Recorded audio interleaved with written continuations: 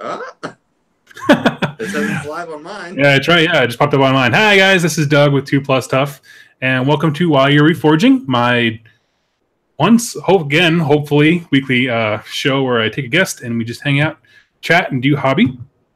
In this show, it's meant to do just a few things, give you something nice and relaxing to listen to while you do your hobby progress, painting models and all that stuff. And today I actually have a very special guest with me, and I'll go ahead and lock on your screen here if I can. This is my good friend Craig. Say hi, Craig. Craig is one of the awesome people over on Patreon supporting me at the named character level. And as such, if you do that, you get to come on the show and just hang out. For the longest time, couldn't figure out the technology to make that happen. But we got it. We nailed it. So let's go ahead and introduce you. So Greg, tell me a little about yourself. Craig, sorry. Yeah, my name's Craig. Yeah, my brother's name is Greg, so I'm sorry. It happened all the time. Like throughout my bus driver for years. Same bus. Oh, hi, Greg. Yep, that's my name now. Cool. Totally. I live in Cleveland, Ohio, where it's uncharacteristically warm right now for some reason. Explains the sweat. Play Daughters of Khaine. Nice. 25. My birthday is on the 20th. If anybody wants to get me a present, feel free. That's awesome. Right on. How long have you been wargaming? Exactly what? 4 months now? Wow. Yeah, pretty new. I've always wanted to collect like Warhammer 40K because I played the video games and whatnot. Mm-hmm.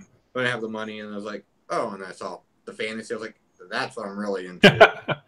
Then right I on. didn't get into it, and then Age of Sigmar came out, and then like 4 months ago, I was at the hobby shop picking up models for my D&D campaign. I was like, you know what? I really like how those Warhammer models look. Picked up Lord of Change, and they're like, hey, we're starting a Path of Glory in a few months. You should get an army and join. I was like, I'm sold. Let's do it. Was the Lord of Change your first like miniature from Games Workshop? Yes, it was. Wow. Okay, so that's like diving in the deep end. Okay, appreciate it. That's as far as I've gotten on it so far. No, you've done quite a bit with your Daughters of Khaine. So yeah, totally. Yeah, that's really what I've been focusing on since they said that. I didn't know what a Path of Glory was. I didn't have the book or anything. I was like, well, I'll try to get a 2,000 point army. And right on. Well, you had some cool ideas about Daughters of Khaine and Edith Deepkin, which you do Daughters of Khaine. I just started Deepkin. Spoiler alert. And so we're going to chat about how to kind of bring those two together as the show goes on. So let's start off with some hobby progress because it makes sense to talk about the things that we're doing, really. So what are you working on tonight? Tonight I'm putting together a zombie dragon. I don't know if anybody's put together one of these things, but it is a pain. The instructions are not very clear at all. The first time I tried to do it, the legs ended up on backwards. The wings ended up backwards. And I was like, oh, I'm just taking things wherever they go from now on. This time it's actually coming together pretty good because I learned where all the grooves are for it after the other one shattered. Oh, man. Right on. For me, I actually went and cleared a lot of the demons I wasn't using, and I bought a bunch of Deepkin. So this is my little Namarti Thrall. We can chat about them as it goes, but yeah, that's what I'm working on. I did my test model, which I'll try to put up here if this camera can focus. Has kind of a dark green Cthulhu-esque kind of style, which is kind of what I'm going for. I want to play up the real horror aspect of these dudes. Yeah. Because that's kind of what draws me to the army. But I find that the more horrific I get it, the more people are like, so why does he play for Order? Which is fair. I'm just pulling up the chat here, so if anyone asks us questions, we can see them. Okay. All right. Viking Mayor, Oathstone, gotcha. Okay, so I'm going to put here. Once I get the chat off to the side, we'll hop in here. Sounds good. Okay, how I just said that I know where how everything lines up, and now I'm stuck. So go ahead and tell me about your foibles with the dragon kit you were telling me beforehand. I'm going to go ahead and move the camera, spin it around. Well, like the instructions, this one's a lot better, but it's just like I've been putting together Daughters of Khaine, and the pictures were a lot clearer and gave you a better idea of where things go compared to this dragon zombie kit. Like, just vaguely points about where this one small piece is supposed to go. Picture I put together, I'm like, I don't know how you did that. So I cannot stand that. yeah. Where I had that with well, I just put the Killing King. I was just staring at the shield arm I was telling you for a while. I was like, you're trying to tell me something. I'm not getting it. Yeah, I just don't understand. Like you're reading hieroglyphics or something. Well, that's exactly what it is. Yeah, it's just neck to body assembly. Cool. Yeah. I got it, but how? Yeah. Or my favorite's when it'll be like, hey, connect this piece to, let's say, like the neck to the body. And you're like, cool. And then you kind of look around for the neck piece and you're like, I don't get it. And then you stare at the page for a while and you realize like, oh, this neck piece is actually like 9 pieces that form the neck. And you missed that step. You're like, oh, dang it. Totally. So tell me about some games played. It's typically where we go after we dive into this. Last night I played 2 games for my because I missed the second week due to a birthday party. I played against I'm Not Deepkin for the first time, and due to the player not knowing the rules for I'm Not Deepkin and me not knowing what Inspiring Presence does, I got slaughtered. Because he kept telling me Inspiring Presence gave you added to your save. Oh. Like, okay. So he was at a 2-up for all his saves for everything because of cover and all that. I'm like, oh, well, I could not wound him to save my life. Yeah. Well, that would be unfair. Yeah. But they were interesting. The mechanics of the tides was really interesting. Turn 4 really hurts. But I found all your combat goes before mine, regardless. Oh, yeah, it's a turn 3. Yeah, but yeah, totally. Yeah, yep. That's what did it for me. Like, because I almost had half his army wiped, and then all his combat I go before him. I'm like, there's no point of having a double turn, really. Yeah, I just took it. And then after that, I played against Iron Jaws, and despite the rough start of him wiping out half my army in his first turn due to his charge and like shock wave and all the wog and everything he could do, I ended up winning. I think that's just because he was tired and he let my avatar become activated and did not attack my cauldron at all, so I just cleared everything out afterwards. Yeah. We were having a brief discussion just while we were waiting for the clock, but like, what kind of use have you gotten out of the avatar? Has he been a consistently useful piece? Oh, he is MVP, hands down. Like, he has been the reason why I win my games. I think it's because I'm the only one that plays in my group Daughters of Khaine, so they don't realize how good it is. Yeah. And then there's no wounds on my blood cauldron. I get up close and start hitting people. They're like, "Oh, that really hurts." That happened. I'm like, yeah, it's too late now. I'm already here. That's legit. Do people tend to leave it alone when it comes up the field? Yeah, and they mostly focus on the daughters for some reason. Okay. Like, okay. I mean, that's fine. I didn't know all my rules for them. Yeah. I just found out like I could give it so they could start dealing mortal wounds as they die. Because I was sticking pretty basic, trying to just figure out the basic rules. That makes sense. Yeah. And then last night, another guy that plays daughters, he walked up. He was like, "Oh, did you know you could do this?" I was like, "Nope," but I'm so happy I know now. That happens to me quite a bit, actually. What was I playing? Oh, my Slaves to Darkness, my Chaos. Yeah. I've been playing them wrong, like the year and a half that I've owned them. I didn't realize you could put ocular vision on a sorcerer himself. So like. Yeah, during early Path of Glory, someone was like, "Why don't you just do it to him?" I was like, "Oh, wait, what?" And then, because I didn't think about it, obviously. Yeah, because you're smarter than me. Duh. Yeah, totally. That is awesome. For any other more games played? Sorry, before I go on. I mean, a few weeks ago, I played against my girlfriend. She has flesh eaters. Oh, nice. Yeah. Again, that's what I'm putting together this zombie dragon for. That her general for Path of Glory is a zombie dragon with a abhorrent ghoul king on its back. Which, that thing, if it hits with that breath weapon, it hits pretty good. Mm-hmm. It hurts.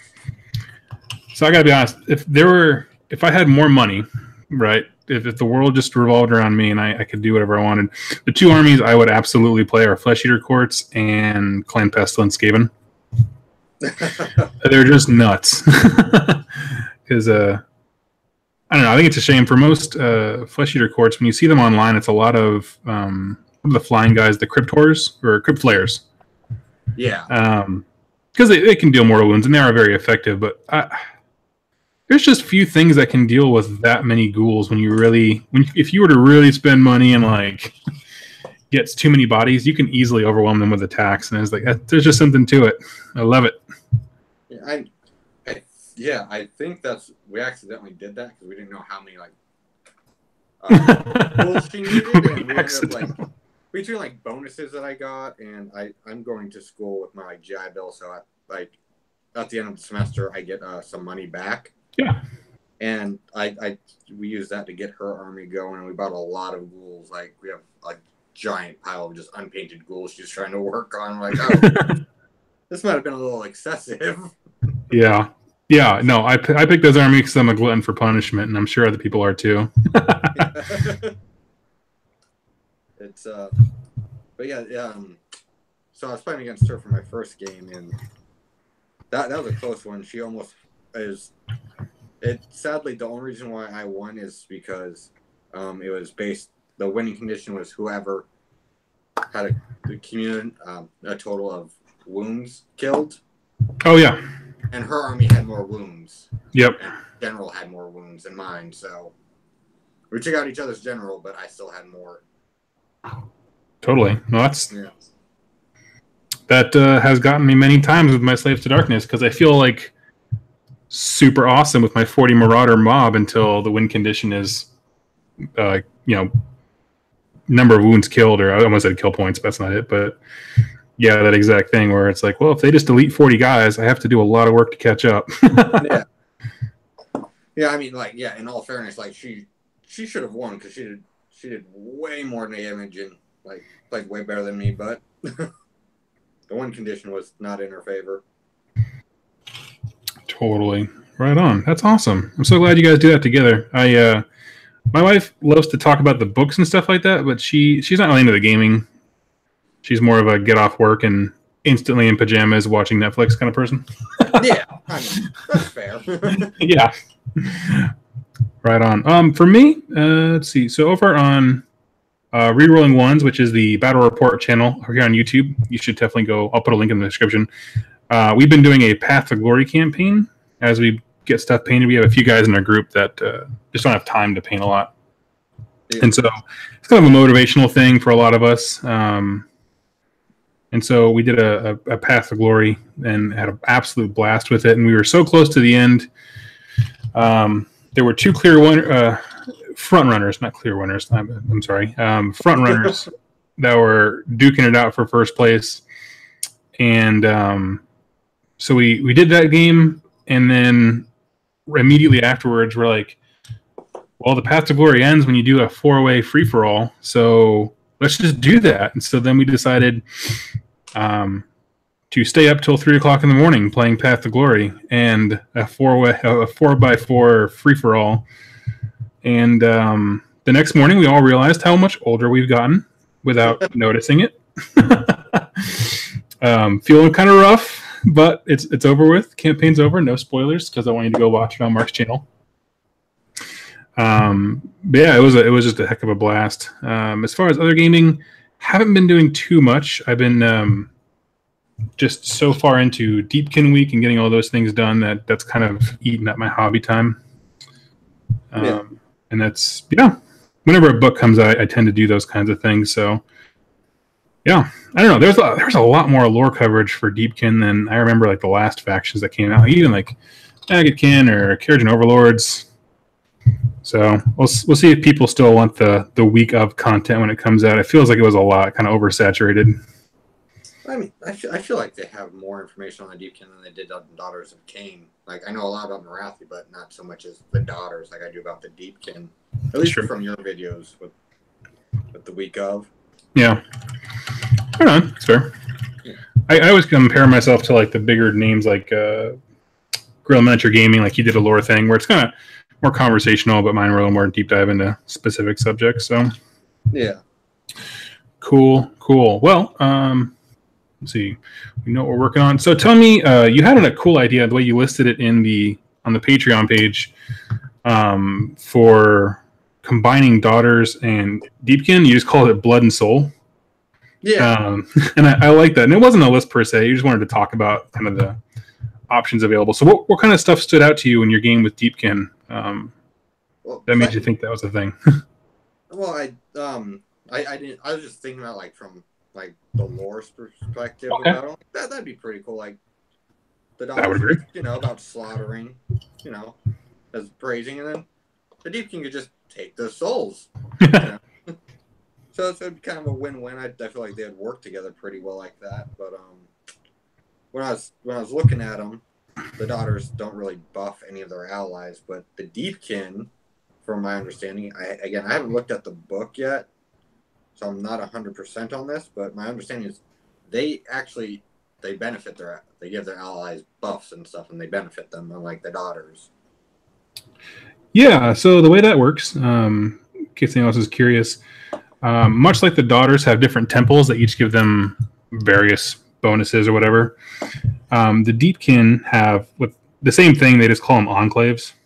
And one of the enclaves, the Iron Rack, is how I pronounce it. Someone said I was doing it wrong, but fight me. You can't get it wrong on a fictional word. But anyway, their command ability. If you take that one, you can't get a command ability with a Deepkin general, but you get the ability to give your allies that you take the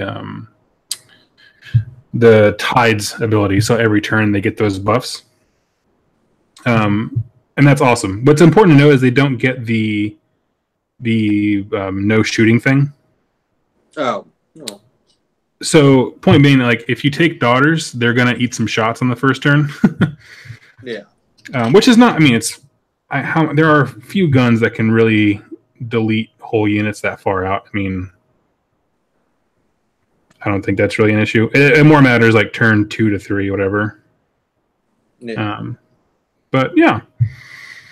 So yeah, you are absolutely right. There are totally ways to include Daughters in there. When you're building lists, are you more thinking like from like a lore perspective, like you try to build stories? Yeah, I mean, I know I'm not good at games, so I try to win, and I actually have only lost once, but I feel like those are all flukes. I don't know what I'm doing. How many flukes does it take to make a pattern? Well, I mean, I've played against someone new, and then someone kind of experienced, someone more experienced. I haven't played against a really deep, been playing the game forever people yet, so totally. We'll see how I do against them and like their Skaven army, and but I build more for like lore, like story wise of things I like. I like the Dark Elves and totally the books and whatnot. So I kind of just base it off of that. Awesome. Yeah, I'm trying to think. So, off the top of my mind, I'm just going through like the ways, different synergies from having seen the Daughters book and also obviously the Deepkin book. The thing with the Iron Rack and taking them as allies is that's kind of, you get +1 to your spell casting for all of your Deepkin wizards as well. Oh, for that enclave, so that's pretty cool. I mean, and with that, you could just do Mystic Shield on your Daughter unit first turn, and they're fine. I mean, I didn't. So pause about Daughters of Khaine. I was listening to a lot of people discuss like various tactics and things like that, And one thing I never really heard people talk about was the fact that like you can make them like a super beefy horde. Oh yeah. And like people were like, "Oh yeah, we take them, and yeah, the sisters, the witch elves, they'll die on the way in, but that's fine as long as like 6 of them make it there. That's cool." And I was like doing the math in my head. I'm like, well, between the save they get for the shield, the +1 from the shrine, and then you can give a mystic shield. Like, man, that's hard to do. Like, that's hard to kill. Yeah. That's how I've been doing it. Really, yeah. I'm so glad someone else saw that because I was just looking at that. Like, no one's talking about taking a bunch of witch elves and then just them not dying. I don't know whose video I watched. I thought it was one of yours that was talking about it, about how to use them, and that's kind of what I based it off of. Was you start collecting for them? Oh, totally. Yeah, and you brought that up, like, you know, you can throw in the bucklers, keep them in that shield, and you know they're pretty beefy at that point for a horde unit. I was like, yeah, so that's just kind of how I've been playing. I mean, it's worked out really well. It's just as soon as they're away from the blood cauldron, they're really vulnerable. Oh yeah, yeah. Well, everyone heard it here. I am a tactical genius. Yeah, I'll give you credit for that. No, it's just I think sometimes we fall into the trap of being like, oh, this is really good. Like, this is an effective horde unit, so I'm going to treat it like a horde unit mentally. Then all horde units die on the way in, and as long as a few make it there, they're fine. And it's like that's just not the case for some of these things. I mean, for $60 for 10 girls, they better be great at everything and also be a horde unit. Yeah. Oh God. Yeah. Let's not even get on the price for 10 of them. I haven't found any more since I got my first 30. Like, I've not seen them in the store at all. Yeah. Weird. I don't know. I mean, they were a kit that was hard to find to me beforehand. Like Mark, who does rerolling ones, I had told him like probably 2 years ago that if I could do any army, I would do a Daughters of Khaine army. This is way before, obviously, Melusai and all those things. But the only thing that held me back was that price point of $60 for 10 girls on a horde unit, and I was like, I just don't see it. I just don't see it. But yeah. It was I didn't realize it was expensive until after I bought them. I'm like, oh, so normally you should get more for it. Got it. When we're looking at the flesh eaters, like, oh, you got like 20 for like half my price. Exactly. Yep. But my plan with them, and I'm just gonna stick with Daughters of Khaine, just have my Deepkin just be in the way, just to take hits. Yeah, I mean that's cool. And cool thing of like, if you ally them in, and then you put the Deepkin stuff that blocks line of sight to the daughters, then that whole them not having the no shooting unless it's the closest model, it's irrelevant because they can't see them. I mean that's awesome. I'm trying to think of specific units that would be very beneficial to you. I mean, what's cool about the Deepkin is a lot of their magics are debuffs to your enemy. Yeah.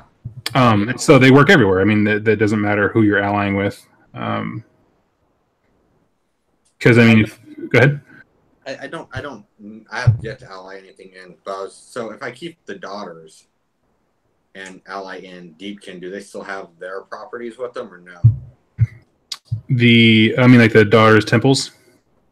I mean, like just the Deepkin themselves, or do you have to be the whole faction? Does it have to be the faction ally and the daughters? Yeah, it would have to be that way. So you get the allegiance ability for whatever your primary thing is. So if you allied Deepkin to daughters as your primary, you would get all the daughters like every turn shenanigans. Yeah. Which, you know, I don't know. That's a pretty great way to do stuff too. Like, yeah, because that was kind of my plan because I've already invested so heavily in the daughters. Like, oh, totally. So I figured, I mean, worst case scenario, I just have this Eidolon in there, and then the Reavers just kind of be in the way to take hits for me. Totally. What size point do you guys play points? The group here. So we started Path of Glory. They said because nobody was showing up for Age of Sigmar because everybody thought no one played Age of Sigmar. So we haven't done anything out of Path of Glory yet. Mm-hmm. And they're talking about starting to do points and stuff after the Path of Glory is over to let all the new people build up their armies and whatnot. Totally. Yeah. Catch up to points. So we haven't talked about it yet, but it seems like we'll be starting to do like tournament style stuff. Yeah. Well, kudos to you guys having an awesome game group that like sees the value in starting small. That's really cool. Think about the Eidolon. So if you're doing allies and match play, yeah, it accounts for, I think the fraction is like 1/5 of your army. Ooh. So in a 2,000 point game, you get 400 points, I believe. Someone correct me in the chat if I'm wrong, but of allies. Which the price of the Eidolon point wise is it's steep. I mean, that's the thing with the Deepkin. Like, honestly, if you're just trying to fill out ally spots, they're perfect because you're going to buy like 2-3 units and be done. I mean, like that's at max. They're all 140. I think is the cheapest dude. So that's just something to keep in mind. It just, depending on that's all about your game group. Well, I mean, if that's the case, the Eidolon's a really cool model, regardless. Yeah, he is. Yeah. If I don't use it, I don't use it. I just like looking at it. I was standing in the game store the other day, and I had so basically at this point right now I have 2 boxes of Thralls and the Achillean King, but I was holding that Eidolon in my hand, and I was like, maybe today's the day. And then I was like, no, I gotta be strong. I'm saving up for that frickin' turtle. I want the turtle more than the Eidolon. Yeah, so the turtle isn't released yet, right? Because I haven't seen that. That's something I want to get to. Yeah, he goes on pre-order this week. Ooh. And We'll Callie. see.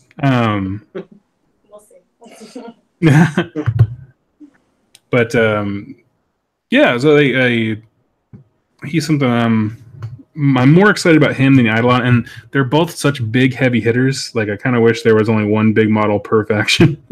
Yeah. But I don't know. I'm not sure how they'll work together in a list, but I'm certainly going to pick up one, and that's definitely going to be the turtle.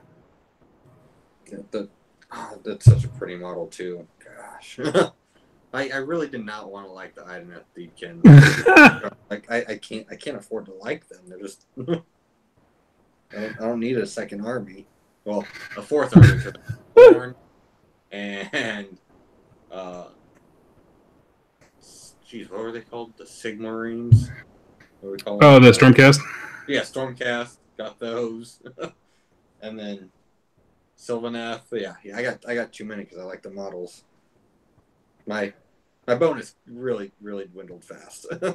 Oh yeah, that's how. I mean, I ended up with the Gene Slayer cult for 40K. My boss gave me a little bonus for something I did at work, and I was just like, "Well, that was a nice hour that I had that money." And then I went to Games Workshop, and that was all gone.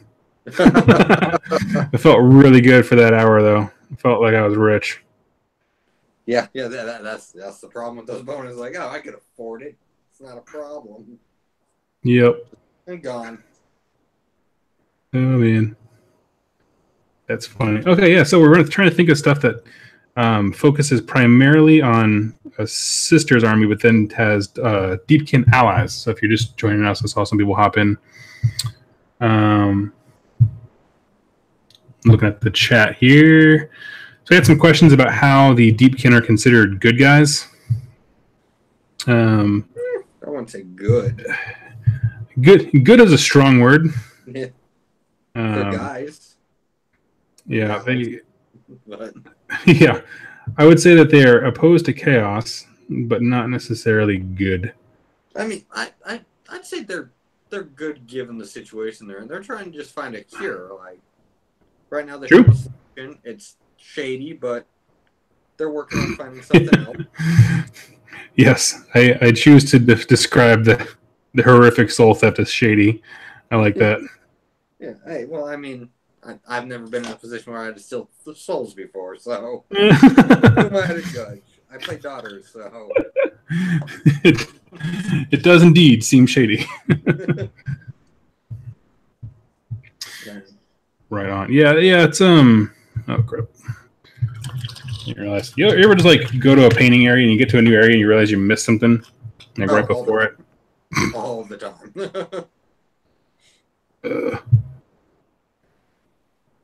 Oh well. So I sell my models, so like, I'll get back to that one day.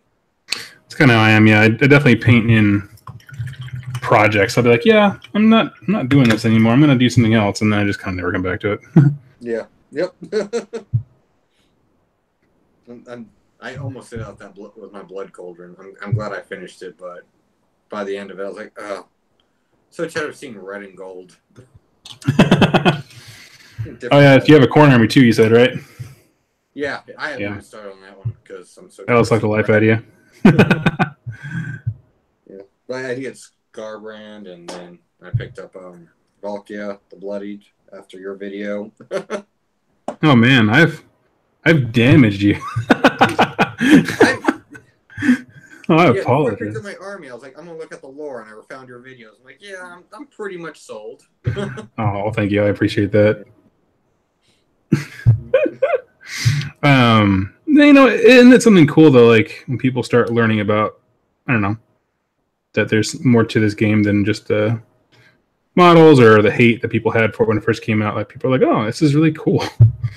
Yeah, see, I'm glad I didn't get into fantasy because I genuinely words. I really like it. Yeah, totally. And I liked fantasy. I like their books, but like, there's nothing wrong with this world. I think it's very unique and interesting. Mm-hmm. And it beats that whole, classic fantasy stuff that they have. I'm glad they're able to write their own stuff and come up with their own things. Yeah, I played the old fantasy, Warhammer Fantasy Battles, and I loved it. At the time, I sure did. But it's one of those things that, like, once you let go, you don't realize how many things annoyed you about it until it's not there anymore. Yeah. And I'm like, not that it annoyed me. I genuinely enjoyed it. It was just a point where it's just like, yeah, but this is so limiting. Oh. We're all just doing what Tolkien said, and then all of a sudden it's like, oh, we can do anything. Like, oh, that is awesome. The big world just got bigger. Yeah, I like that. And I also like it because I get to rip it off for my D&D campaign, too. So it works on like multiple levels. It's great. Totally. Yeah, I've been having a blast with it.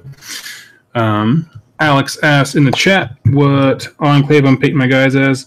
Kind of my own, so I can use whatever rules I want and not feel guilty about it. I'm somewhat taking from I think it's the Briomdar, the ones that have the green tint to their armor rather than blue. Because I'm playing up that kind of Cthulhu-esque stuff. Yeah. And Jack asked if there's a Balewind Vortex in the background. No, you're a jerk. Yes, there is. There is, but I made him like a wave so that it's just a seamless transition from my Eidolon to the ground, Okay, I want your opinion, because I have someone else outside of my group, because we're just a little think tank. Yeah. Your thoughts on the Balewind Vortex? Not as a model, but as like a game piece. Sorry, the model is beautiful, but as a game piece, I haven't got to use it yet. Like I said, I just started playing as a model. I like it. I don't know what it does. I picked one up. So what it does is it makes everything better. Oh, then yeah, I like it. Someone correct me if I'm wrong. I don't have the war scroll in front of me, but you summon it like you would summon anything else. Like every wizard in the game has the spell to summon the Balewind Vortex. Yeah. And your wizard guy like immediately floats up on the air and you start standing on it, and you can't charge him now. So the only way to get rid of him really is shooting, or spells, something ranged. and then it doubles the range of all the spells that you have. So what you do, and the reason people hate it, is because you throw a Gaunt Summoner up there from Tzeentch, who has the spell that basically deletes hordes. and the limiting factor on him on foot is it has to be he has to see them, and it has to be, I think it's a 18-inch range, I think, for his super bomb spell to work. But if you put him on the vortex, everything he can see because he's now raised, and just about most things are in 36 inches, so he just becomes awesome sauce. And so that's a little excessive. It's a kick in the face. I can see why people don't enjoy that.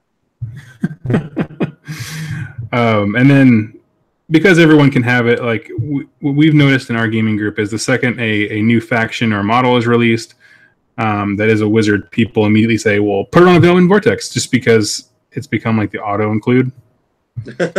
and generally we're just salty people who are not fans of auto include models. Because then isn't there something like, I don't know, if you do crazy stuff with one of the Seraphon guys, I can't think of his name right now because my brain's falling apart today. But yeah, one of the Seraphon guys can hop up on there and just, Croak. That's what it is. Jack just said it in the chat. Yeah, make the Croak NATO because it's kind of a vortex thing. And you just bomb stuff for days. It's just savage. Anyway, pro tip: the one thing you can walk away this podcast or this video from is you should use that Balewind Vortex. Yeah. So going against one, I would hate it if I had a wizard in my current army, because I don't have one yet because of Path of Glory. I would love it because I would use it all the time. So is the Medusa's a wizard, right? I'm trying to remember. Let me look that up. Because I was thinking about taking her, but I didn't actually ever look at her war scrolls to see if I wanted to grab her or not. I still have to pick out what I'm doing for next week. Right on. So while we're here, yeah, dude, pull it up. Yeah, because I was thinking either because I already have her painted, so I wasn't sure if I wanted to just go with her or paint a whole nother unit.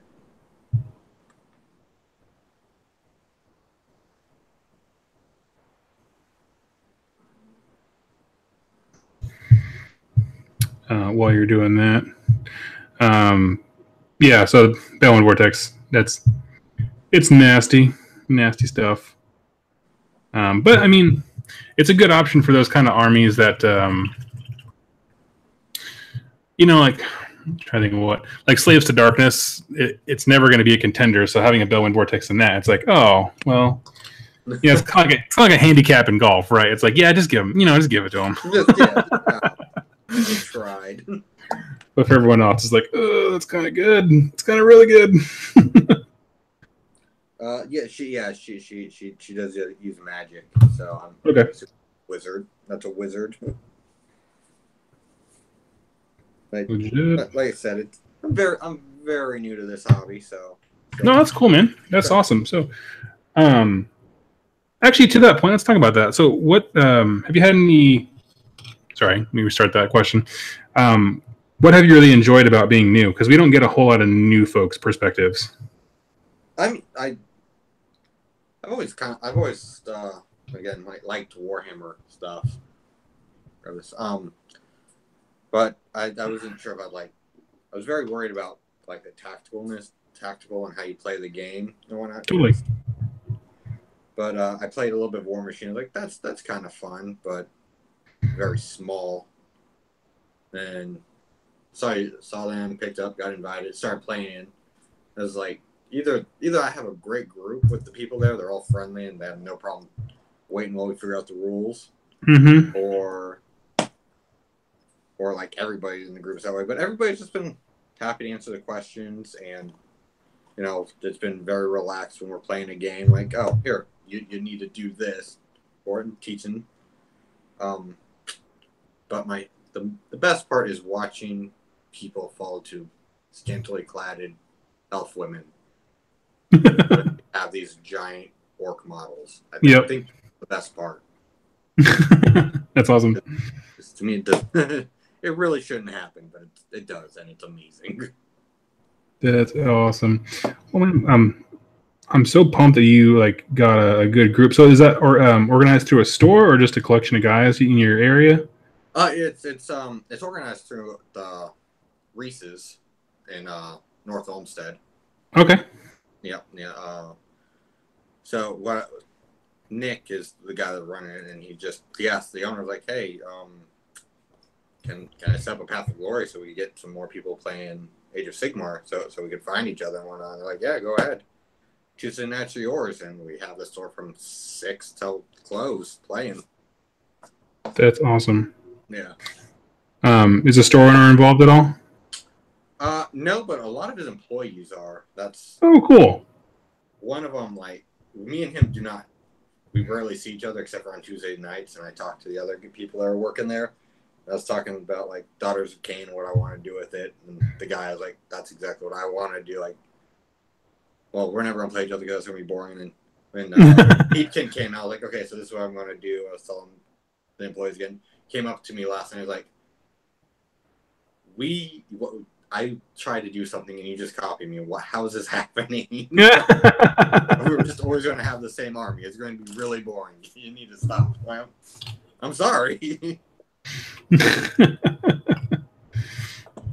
Well, the good news is, like, with the addition that they've been doing lately with the I guess in Daughters of Khaine it's temples, and Deepkin it's enclaves. It's kind of like secondary rules you can just kind of add for no reason. That adds a ton of flavor to armies to really make them different. I love that, because that way the mirror match is not so bad. Yeah, I really like that with the daughters, but the turn I always do it the faithful one, so I get my avatar up sooner, and I think that's what he does too, and I think that was the issue. Like, what? Why wouldn't you use that one? The avatar's the best part. Okay, that's fair. I love hearing that he's the best part, because there is just a lot of not hate. I mean, it wasn't people didn't dislike him. It was more just a lot of top, I guess, ultra competitive people being like, "Well, I don't want to waste a prayer getting this guy to work." It's like, yeah, but it's not a waste. I mean, he's there and he's awesome. Yeah, no, he's the MVP of my army. At least, I mean, I can only speak for myself because I haven't seen anybody else play him yet. But when he's activated, so in Path of Glory, there's a follower bonus that you can also add. It stacks onto that faithful. Yeah. Thing. So my avatar is activated right away. I'm like, yep, I'm taking that. Start the game with my avatar going, and I really don't have anything to worry about anymore. That's awesome. Yeah. So when you guys did your Path of Glory, are you just picking what kind of rewards you want? Yeah. Okay, cool. Yeah, we got a lot of new people, I guess, other than just me and Kelly. There's a few other new people joining. So they wanted to make it as friendly as possible for everybody, so we just get in and get the feel of everything. That's awesome. I think that's definitely the way to go. We decided to roll for everything, and I couldn't not roll reinforcements. Oh no. So I kept adding more guys, which didn't help me in the end. I don't know, you would think in such a limited format just having more dudes would be better, but it just there was so many bodies. Yeah. I know you said that you guys kind of film those a little out before they go up, so I don't know how big yours got yet. So in the end of it all, so I had to do kind of a mid-game switch. That's no spoiler because it just kind of had to happen. But yeah, I got rid of some demons, and so the only thing I had in demons in that army was the brimstones. Okay. I had added a unit of brimstones at one point, and so swapped them out for more marauders because it's kind of the closest equivalent of just being 20 dudes who are terrible at everything. And so at the end of it all, it was 40 marauders, 5 chaos warriors, 5 knights. My general, who's the sorcerer on a mana core. And the Dark Oath War Chieftain. Oh, okay. So, I know you said you were picking demons to play as, so you didn't swap armies and stuff, and here you are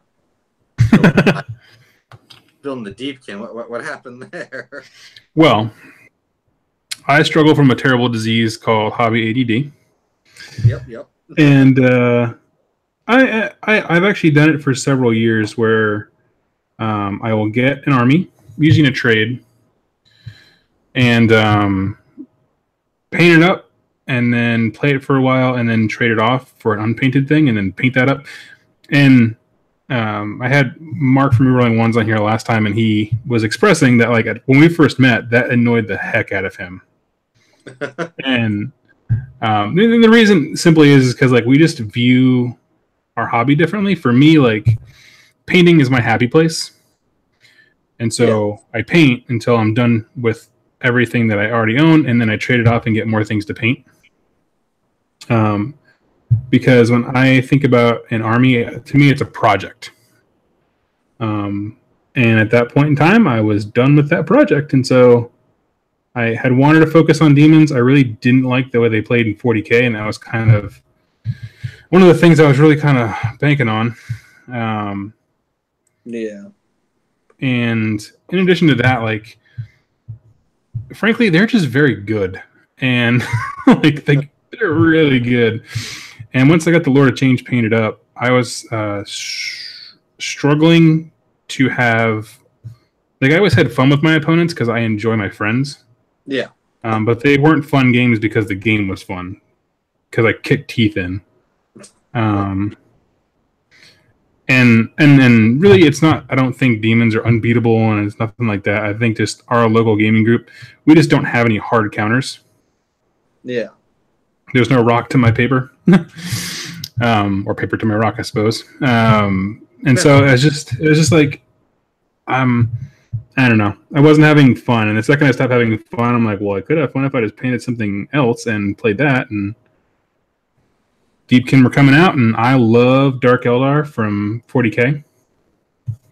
And they have I don't know if you're familiar with that at all. I know you said you're fairly new, but kind of that same Raider vibe. I'm gonna go kidnap some people, get some souls, and have some fun. Theirs is a little more like torture till they... Yeah, sex, drugs, and rock and roll.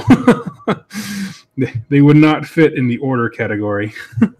Yeah, I played Dark Eldar on Soulstorm for a bit. So yeah, they were totally. They made me feel a little awkward in my early teenage years when I played. Yeah, like looking around for your mom, and you're like, I don't know, man. Nobody needs to hear any of this. We good. Yeah, exactly. Yeah, and I actually had a Dark Eldar army, and it was the only one that I have sold off that I regretted later. And that was because I lost my job, and I literally just needed money for food. I was not emotionally complete with the project. I mean, at least you had a good reason, then. Totally. Yeah. But yeah. Dark Eldar then, or say what? Thinking about getting back into Dark Eldar then? No, because I can't imagine painting the whole thing again. No. You know what I mean? Yeah. I put a lot of time into that. So for 40K, I actually picked up Gene Stealer Cult, which is sort of a not similar, but very ambushy, come out of nowhere, strike from the shadows type thing. Kind of like, in that sense, kind of like Eldar. Yeah. So, yeah. But, I mean, I bought it, made a little video about it, and then that's when they formally announced Deepkin and all those things, and I was like, well, that just threw a wrench into those plans, so haven't done really a thing for it. And then with Deepkin Week, I have barely touched my own model, so, yeah. This is probably the most painting I've done since the Battle Tomes come out. Oh wow, yeah. Well, I'm glad we get that started then. Are you you gonna be on rerolling ones with them for any games or? Oh yeah, totally. That was actually part of my thing is to get my friends off my back about my hobby ADD. I was like, well, I'll get you. I'll start painting an army that's high in search results, so I'll get you some exposure. Yeah, there we go. Yeah, that's a good trade, I think. Exactly. Yeah. So I know we're supposed to be talking about Daughters and Deepkin, but for 40K, that was the game that I've always wanted to get into. But I feel like as time went on, I've lost interest in a lot of the armies, except for like Sisters, who I know just got announced for like plastic models, which I didn't even realize was an issue these days. But yeah, well, first up, this show is about you, sir. So if you want to talk about 40K, we can talk about 40K all night. Yeah, I get that. What I've noticed, especially with the new 40K battle tomes, codexes, they call them, is they're not as fun as Sigmar battle tomes, like as books. yeah, there was actually a video by Guerrilla Miniature Gaming where they did a review of the Maggotkin of Nurgle, and that same like 2-week span, the Demons book for 40K came out. And so before they even started the review, the host of that show just sat down and was like, let's talk about the differences here, because in Age of Sigmar, they really go into like, this is why this army is awesome. Like, you can't read Maggotkin of Nurgle and not want to start a Maggotkin army. It's just epic. And then with 40K, it's like, it seems like it's just for rules. Like it's a match play book rather than an army book. And so, point is, I absolutely agree with you. Where it's just like it didn't feel like there was as much substance, and so I also lost interest pretty quickly. Yeah, the only reason I'm interested in Sisters is because I watched like 2 hours worth of like information about how they came to be, because I knew nothing about Sisters of Battle. I'm like, oh, that was a cool story. They're kind of interesting, and then the models look really cool. Like everybody I know either plays Space Marine or Chaos, so like, well, that's not interesting. Yeah. I tried to put together like an Imperial Guard tank, and there's like all these gaps in it. Maybe I'm just bad at putting together the models, or I just put together an Imperial Guard tank, and I gotta tell you, it was not as much fun as I thought it would be. It just wasn't enjoyable. So like every faction that I'd play on the video game, I was like, I don't have interest in playing on the tabletop though. Was it Dawn of War? Yeah. Like the old school one, the War one? Yeah, the first one. So the thing that I am most excited about this PC for is buying that, because that is one of the games that got me into like to gaming or tabletop gaming in general. Yeah, that is what kept my interest in Warhammer alive. Totally. It was like, I remembered having a cracked version of it, and we'd all play it at school in the computer lab for like tech support. Like, yeah, we're definitely learning things, not playing Warhammer. Hey, you're learning life skills. Yeah. Just pass it to your children's children and so on until the 41st millennium, and they'll know what's up. Preparing for the future. I like it. Totally. My favorite thing in that game, I don't know why, was the Defiler for Chaos. Oh, that was so awesome. Because it's just like, let's get the biggest F-all cannon, strap it to something that can't aim, and have it sit there and shoot for 20 minutes. And then everything's just gone. Yeah. It was awesome. That's what made me like Chaos and want to play a Chaos army at first when I was first getting into it. Yep.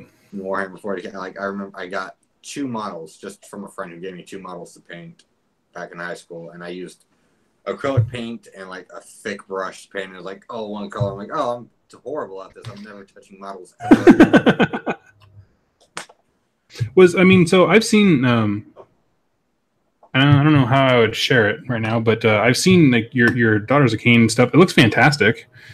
Have you been following like the Duncan videos, or how have you found learning how to paint? I mean, again, like, all this, me getting Ashley into it started off with me just painting D&D models. And I was like, I need some bigger stuff for, like, big bad guys instead of the little guys. So I went over to Warhammer stuff, like, oh, these guys are great. They're going to be great villains. I even got, like, the citadels for centerpieces and everything. But, yeah, so I started just painting the small guys, and then the Warhammer models are a little bit bigger, so it's kind of easier to paint them. Totally. D&D ones. But I mostly learned just by screwing up a lot. That is the best way to learn. I still have the first model I painted, like, when I started getting into it, and I keep it with all the other ones, just so I could every now and then look at them like, yep, I remember when I used to think that was good. I so wish I had done that. I regret it. Yeah, it is actually at my friend's house for like 3 years before I got it back, because he moved up here before me, and then when I got here, it was like, oh, that's funny. Got something for you. Like, give me my crap. That's awesome. What was your first model? It was. Let me see. Where did I put him? It was just a rogue, like a metal figure rogue, about yay big, black cloak. I painted with him. Didn't bother painting the face at all. Just left it white. From primer. Right. Painted the tunic all green. Put a little brown line through it for a belt. And I don't even think I painted his dagger. I was like, yep, that's white. Good enough. It's awful. This is Bill the White Rogue. I love it. Then it was like my first D&D game, like for realsies, and he was supposed to be a werewolf too. And I painted the werewolf all black. I'm like, yep, there we go. There you go. Black fur. It was just awful. It's awesome. Those are the best though. Like my favorite was my first one. My favorite was a model from the game War Machine and Hordes. Yeah, I got a whole army that I need to paint for. Yeah, I just one of their robots for Signar. They're one of their blue guys. Yeah. Kador. Yeah, those are good starter models because they're kind of big and bulky and kind of hard to mess up. Yeah. But yeah, that's awesome. So what was it about? So I don't know. We're kind of moving into just chatting about you, but like what? I know you said there was a local store going on. Like what made you want to do Age of Sigmar specifically? I know you said you dodged the bullet of Warhammer Fantasy Battles being blown up. Yeah. So it was just like grabbing the models, and like when I went in there and picked up the Lord of Change. Yeah. It was right when like Daughters was released, and I was like, I love Witch Elves, like, because I read Malice the Darkblade books, and I just started rereading the series again. Because I found out about the End Time book. I was like, well, I should reread the whole series and then get over to his book. I hear I'm going to be really disappointed, but, I'm going to do it correctly and be hurt the right way. And, okay. I'm on board. Yeah. So I was picking up Lord of Change. I saw Marathi's box sitting there. I was like, I really want that. And Kelly and my mom was up here visiting. She's like, well, why don't you get it? And Kelly's like, no, we don't need it. He doesn't need to get it. He's not going to use it. I was like, I know, but it looks so pretty, and it's Marathi. Like, how am I not going to get Marathi? Like, no. And so we get the Lord of Change, the Citadel, and we're leaving. And I was like, I saw you pick up some Warhammer stuff. We're doing the Path of Glory. You want to come join us for it? I was like, I'm just getting it for D&D. There's really no point to do it. I was like, well, if you change your mind, we're starting Tuesdays in a couple months. Come on up. Like, okay, whatever. And then later that night, I was just sitting there thinking about, like, I really want to get into this. That's awesome. Time. And I bugged the heck out of Kelly till she was like, fine, I will get it. You stay here. I was like, okay. And she went and got it and then brought it back. I'm like, I was so excited. As soon as my mom left, she got back on her plane and left. I started painting. I'm like, yep, there we go. Started building her. And that's why I'm now working on the Lord of Change months after I got it. That's awesome, dude. Yeah. It was, I don't know, it just felt like it was a sign. And I started rereading those books. Daughters of Khaine just came out. I was like, I don't know what God wants me to do this, but it probably. That's awesome. Yeah. I'm so glad he jumped in. Yeah, me too. I'm surprised Kelly got into it so much. Like, she just liked the way like the Flesh Eaters looked, and then she started playing. She's like, "That was fun. I want to keep doing." I'm like, "Oh yeah, fine, let's do it." It was great. That's legit, man. Oh, it's strange because like I feel so. A lot of the videos I do obviously are about lore, and a lot of people who comment are folks who played fantasy battles who left or coming back to it, and not necessarily people who like are mad. They just like stopped playing fantasy battles in college, and then like, oh, the game's changed, trying to catch up, kind of thing. Yeah. So it's strange because like we talk about how these companies do marketing, and I never actually met someone who's new who like was actually just straight up invited. Hey, you want to come join us? Because I mean, even I wasn't. Yeah, I just went to a demo night, and I was like, oh, okay, cool. Yeah, well, where I grew up was a small town in California, Crescent City, and growing up, either there wasn't a game store or nobody told me there was a game store. So I didn't know. Like, I had a friend whose dad had a whole bunch of Warhammer 40K Space Marines and Chaos Marines. He never told me where he got them, and then like nobody told me where to find them. They're like, "Oh, you just order them off the internet." I was like, "I'm 13 and I don't have a computer." So cool. Can I borrow your internet? Yeah, like I don't think the school's just gonna let me order it and have it shipped here. But so yeah, I didn't get the chance to like have marketing or anything like that happen or demos. It was just this is like really the first time I ever went to an actual game store and whatnot. Gotcha. Moved over to Cleveland. I was like, oh, I'm gonna check this out. I've always wanted to go into one. Yeah, that's cool. Sadly, they're when I first went there, they didn't really have any Age of Sigmar stuff, and since it started coming up, they're like increasing like their Blood Bowl supply and their Sigmar supply. Mm-hmm. It started off from a little corner and it's taken over like a wall now. I'm like, moving on up. Yeah, man. I mean, it's one of those things like I have a buddy who owns a game store, and like it's exponential, right? Like if people get into it, it's great, and store owners are super on board. But it's hard to keep in stock. That's a lot of shelf space if no one's in digging it. Yeah, it's a lot of real estate. Yeah, and I get why like Warhammer takes up more space than everything else, because that's like even on their page for Warhammer and Age of Sigmar, like most of the time people are just talking about Warhammer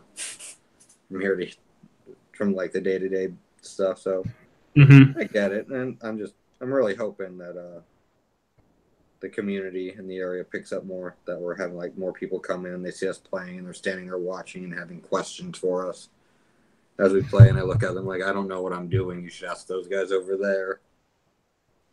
Totally. Yeah. Yeah, it's yeah,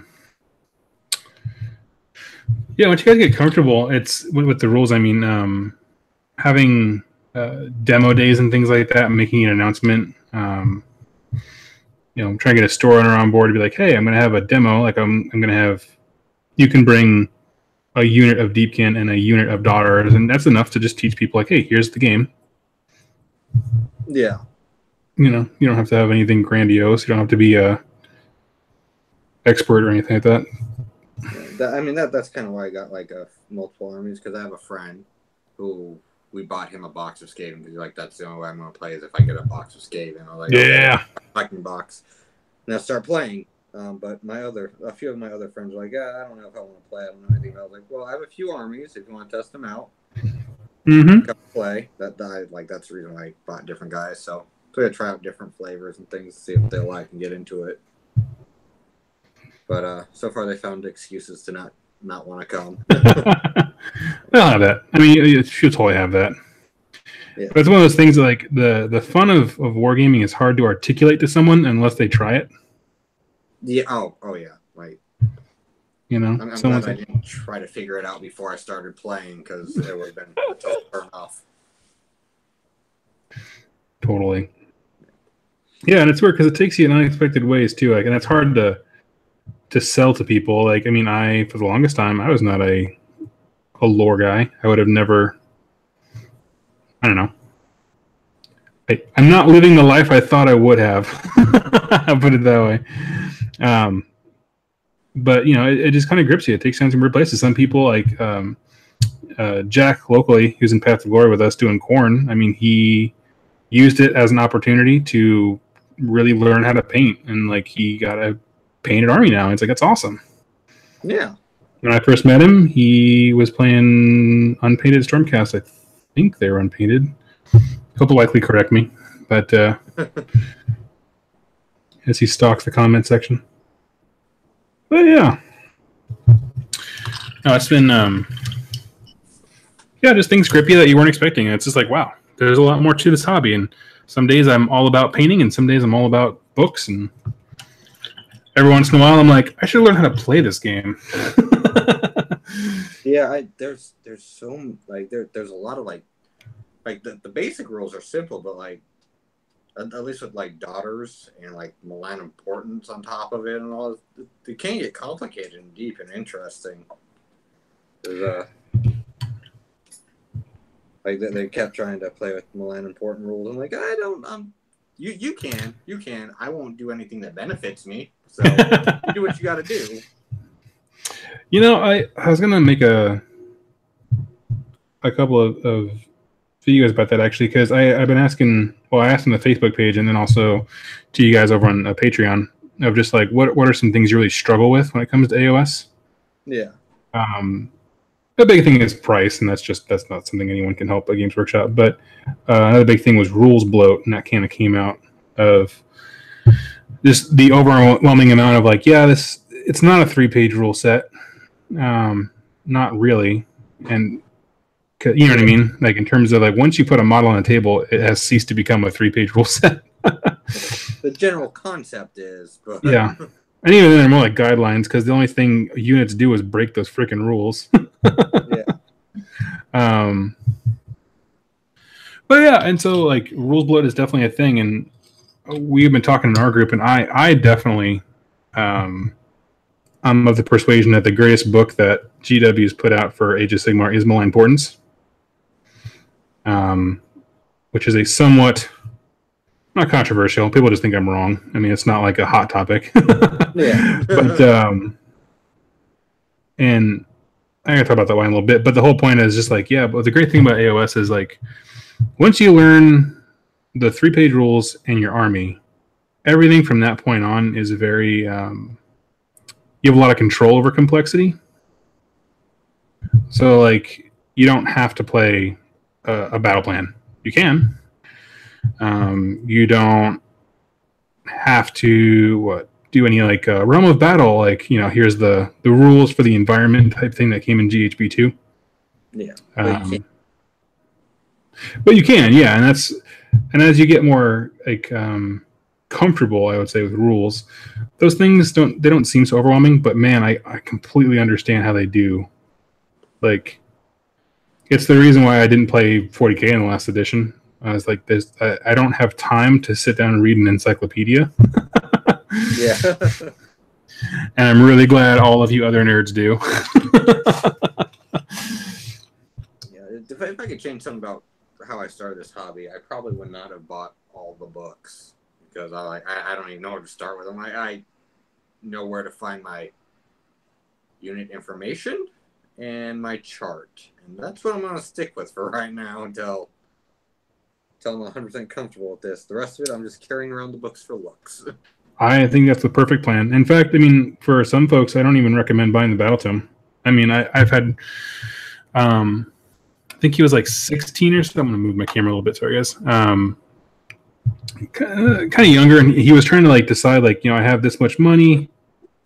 What's kind of priority one? I'm told it's my Battle Tome because it has all the match play rules. I'm like, nope, skip it. Like, they have free Stormcast stories to get you acquainted with the lore everywhere.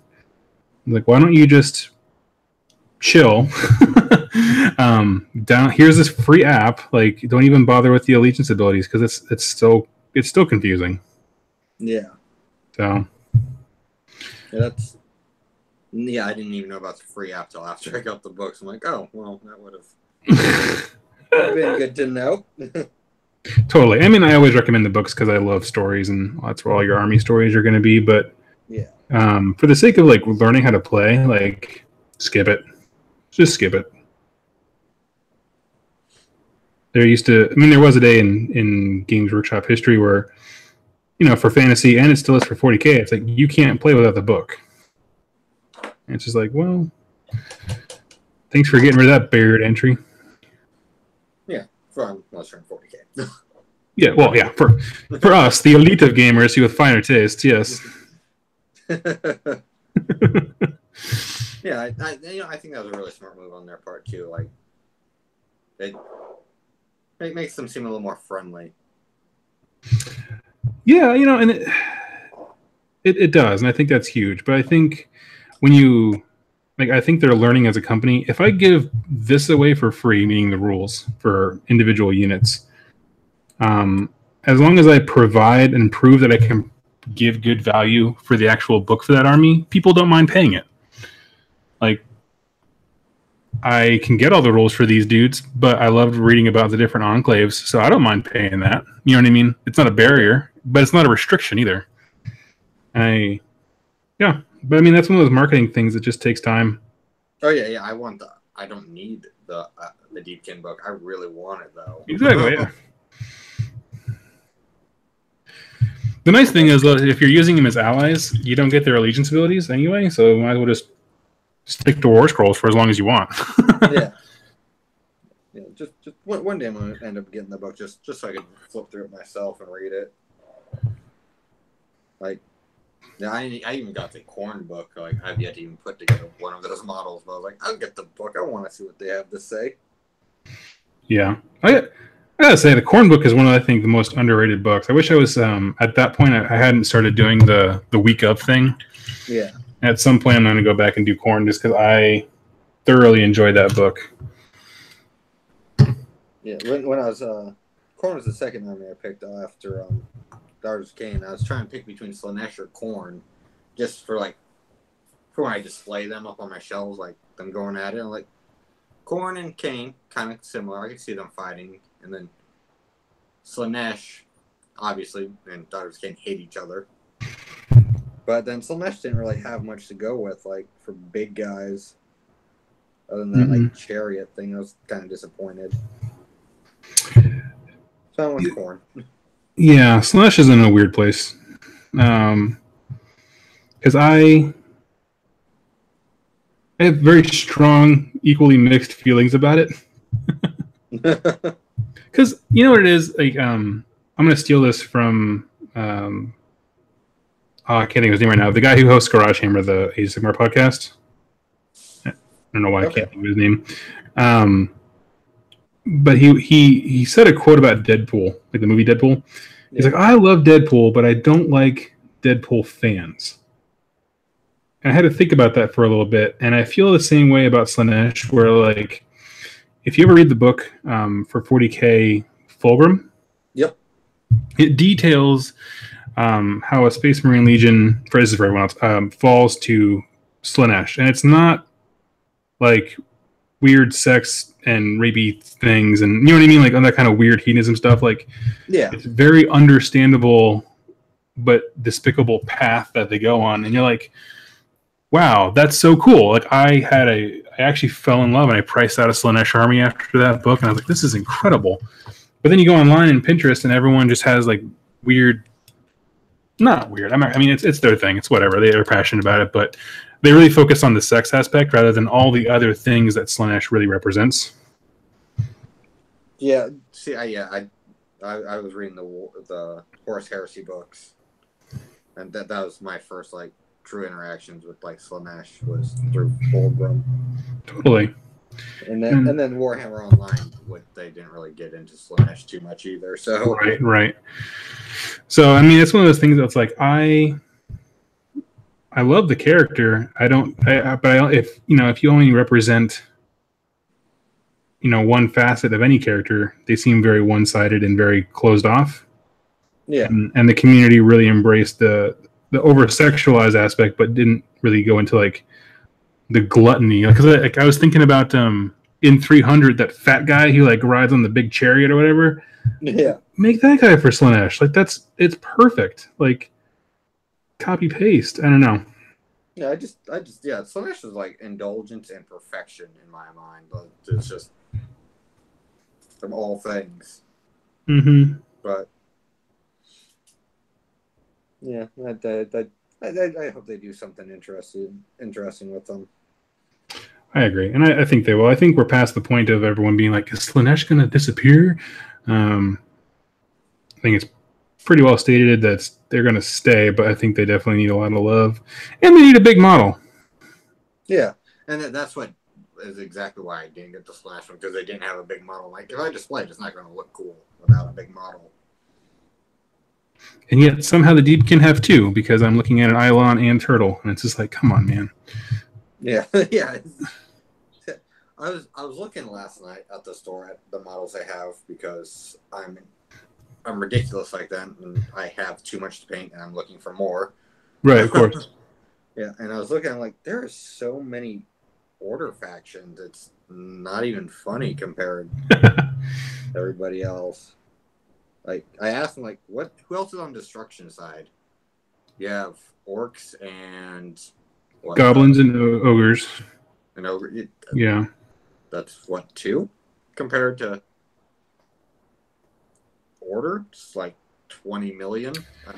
Hyperbole, let me have it, but it's ridiculous. No, I totally get that. I was saying, I don't know if I said it online, but like right before Malign Portents came out, people were getting excited, and I think Death needed to come first because the summoning mechanic just wasn't working. I think the way they envisioned when they made the game. Yeah. But now that that's out, like I don't think these guys should have come out when they did. Like the Deepkin, I really think a destruction army is what's needed. Yeah, that's exactly what I was thinking last night. I was like, so we just got Daughters of Khaine for Order, and then Deepkin for Order, and I'm looking at like 2 factions for Destruction. Yep. And I don't want any of them in my collection right now. Like, I don't know. That's really, I'm missing a Destruction army for my collection. I would like to have one of each. Yeah. Well, I can tell you from personal experience, Iron Jaws are Wrexham face. And they have so much character. Like, again, there's a lot of armies that if these guys didn't come out, I would have jumped on board. Because I love Pestilence, I love Skaven, but the Iron Jaws. The only reason I didn't get Iron Jaws is because we have a Jack, who's one of the players here, has them, and it's just like, well, if I ever wanted to play Iron Jaws, I could just go play his. And it's like, well, but I kind of want to play my own. I could do that free thing, or I could spend money I don't have. Yeah, that's always an option. That's right. I'm going to go do that. I have no idea. Okay, I'm just going to breeze through the chat real quick here. Got about 15, 20 minutes left. Let's see. Oh, yeah.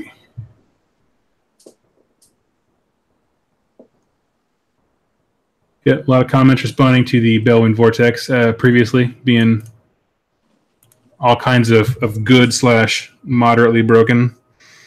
I can see how it is. I say moderately because I don't want everyone making anyone like feel bad about using it. Like particularly if someone's like a narrative player and they just need a little nudge, that's cool. And Kevin says, just want to say thank you for doing the Deepkin lore videos. Yeah, dude.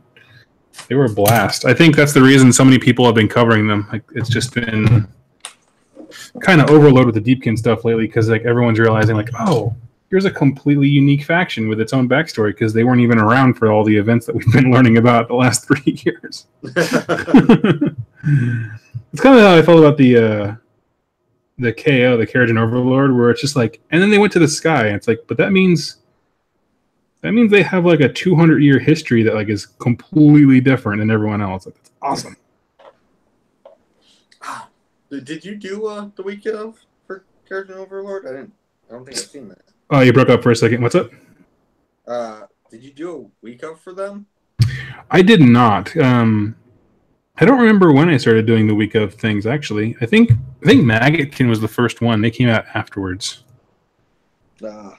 But I should go back because there's a lot of cool things in KO that make them a really unique faction. Again, if I had infinite money, but we have a gentleman who's starting KO and they're coming out pretty cool. So yeah, I ended up buying one of their airships without actually knowing, realizing it was a Warhammer model. It's just an airship. I was like, yeah, I'll grab that.